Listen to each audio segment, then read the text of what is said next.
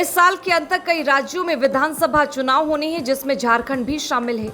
अगले 6 महीनों में ही महाराष्ट्र, हरियाणा और झारखंड विधानसभाओं के कार्यकाल समाप्त हो रहे हैं। महाराष्ट्र और हरियाणा विधानसभाओं का कार्यकाल नवंबर में, तो झारखंड का जनवरी में समाप्त हो रहा है। नजदीक आते चुनावी समय के साथ साथ सियासी हलचल भी तेजी पकड़ने लगी है और दल बदल की अटकलों को भी बल मिलने लगा है। इसी कड़ी में इस बात की चर्चा तेज हो गई है कि सीएम हेमंत सोरेन के चाचा चंपई सोरेन जेएमएम छोड़ बीजेपी का दामन थाम सकते हैं। साथ ही वह कई विधायकों को भी बीजेपी का दामन पकड़वा सकते हैं।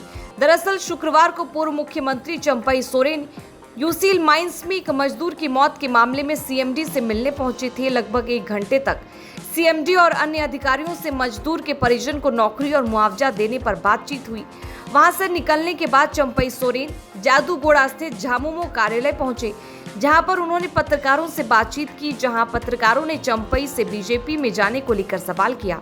पहले तो चंपई सोरेन भाजपा में जाने के कयास के सवालों को टाल गए, हालांकि बाद में कहा अभी भी राजनीतिक जीवन बहुत लंबा है, क्या होगा कुछ भी कहना मुश्किल है।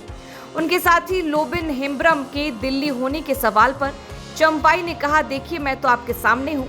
लोबिन पर कुछ भी बोलने से इनकार कर दिया। चंपई के बीजेपी में शामिल होने के सवाल को स्पष्ट रूप से खारिज नहीं करने के भी कई मायने निकल के आ रहे हैं और कहा जा रहा है कि वह बीजेपी का दामन थाम सकते हैं। इन बातों को चंपई के एक और कदम ने और सीरियस कर दिया है। स्वतंत्रता दिवस के अवसर पर सरायकेला में जब उन्होंने भाषण दिया तो भाषण में मुख्यमंत्री हेमंत सोरेन का नाम नहीं लिया, जिसको लेकर भी चर्चा का बाजार गर्म है।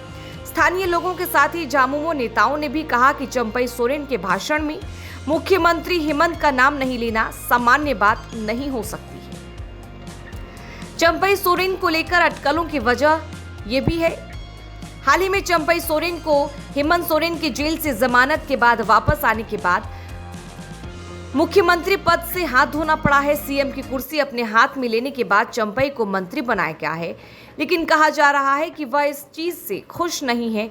वहीं सीएम पद से हटाए जाने के बाद कई मौकों पर भाजपा के सीनियर नेताओं ने उनकी तारीफ भी की है।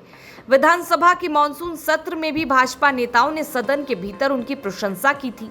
भाजपा के चुनाव सह प्रभारी हिमंत बिस्व शर्मा समेत प्रदेश अध्यक्ष बाबूलाल मरांडी ने उनके साथ सहानुभूति प्रकट करते हुए झामुमो नेतृत्व पर कई बार निशाना साधा है। बता दें कि अगर ऐसा होता है तो कोई नई बात नहीं होगी। लोकसभा चुनाव के ठीक पहले सीता सोरेन ने भाजपा में शामिल होकर झामुमो को झटका दिया था। भाजपा ने उन्हें दुमका से घोषित प्रत्याशी सुनील सोरेन को हटाकर चुनावी मैदान में उतारा था।